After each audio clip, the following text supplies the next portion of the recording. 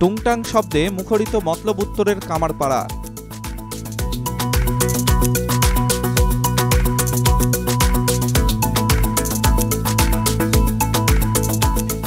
আর মাত্র একদিন পরেই পবিত্র ঈদুল আজহা।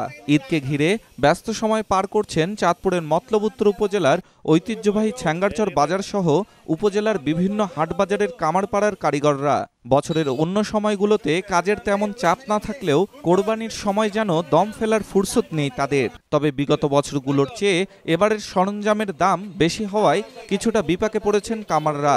প্রয়োজনীয় উপকরণের অভাব, আর্থিক সংকট সহ নানা কারণে হারিয়ে যেতে বসেছে ঐতিহ্যবাহী এই শিল্প। পাশাপাশি কয়লা আর কাঁচামালের দাম বেড়ে যাওয়ায় লাভের পরিমাণ কমেছে বলেও জানান অনেকে। বর্তমান আধুনিক যন্ত্রাংশের প্রভাবে কামার শিল্পের দুর্দিন চললেও পবিত্র ঈদুল আজহাকে সামনে রেখে জমে উঠেছে এ শিল্প। শনিবার দুপুরে উপজেলার ছ্যাঙ্গারচর বাজার কামারপাড়া ঘুরে দেখা গেছে ঈদকে ঘিরে দা, বটি, চাকু, দাসা, চাপাতি সহ বিভিন্ন সরঞ্জামাদি তৈরিতে ব্যস্ত কামার শিল্পীরা। এখন দম ফেলারও সময় নেই কারিগরদের। স্থানীয় বাজার থেকে লোহা কিনে সেগুলো আগুনে পুড়িয়ে দা, বটি, চাপাতি, চাকু সহ বিভিন্ন জিনিসপত্র তৈরি করেন তারা। বর্তমানে আকৃতিভেদে ছুরি ১০০ টাকা থেকে ১৫০০ টাকা, দা ৩০০ টাকা থেকে ১২০০ টাকা, চাপাতি ৫০০ টাকা থেকে ১৫০০ টাকা দরে বিক্রি হচ্ছে। এছাড়া পুরনো দা, বটি, ছুরি শান দিতে বা লবণ পানি দিতে ১০০ টাকা থেকে ২০০ টাকা পর্যন্ত নিচ্ছেন কামাররা। আধুনিক অনেক সরঞ্জাম বাজারে আসাতে দেশীয় জিনিসের ক্রেতা আগের থেকে অনেক কমে গেছে। কামাররা বলছেন, উপজেলার বিভিন্ন গ্রামে এখনও প্রায় ১.৫ শতাধিক কামার পরিবার কষ্ট করেই তাদের বাপদাদার পৈতৃক এ পেশা ধরে রেখেছে। সারা বছর অলস সময় পার করলেও কোরবানির ঈদ আসলেই তারা বাড়তি আয়ের সুযোগ পান। কিন্তু কয়লা ও লোহার দাম আকাশচুম্বী হওয়ায় লাভের মুখ দেখছেন না তারা।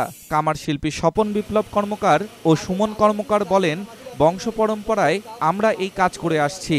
আমাদের পূর্বপুরুষরা এই কাজ করতেন। আগে দেখতাম সারা বছর বাপদাদারা এই কাজ নিয়ে ব্যস্ত থাকতো, কিন্তু এখন সারা বছর তেমন কোনো কাজ না থাকলেও কোরবানির ঈদ আসলে আমাদের কাজের চাহিদা একটু বেড়ে যায়। বিপ্লব কর্মকার আরও জানান, এ শিল্পের মূল উপাদান হলো কয়লা, কিন্তু কয়লা সংকট এই শিল্পের জন্য বাধা হয়ে দাঁড়িয়েছে।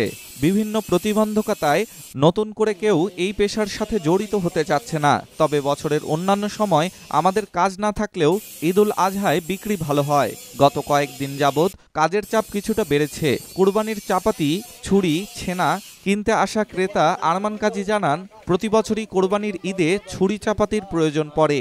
এবছরও কোরবানি পশু জবাই করার জন্য চাপাতি ও ছুরি নিতে আসছি, আর পুরাতন দা, বটি শান দিতে এসেছি।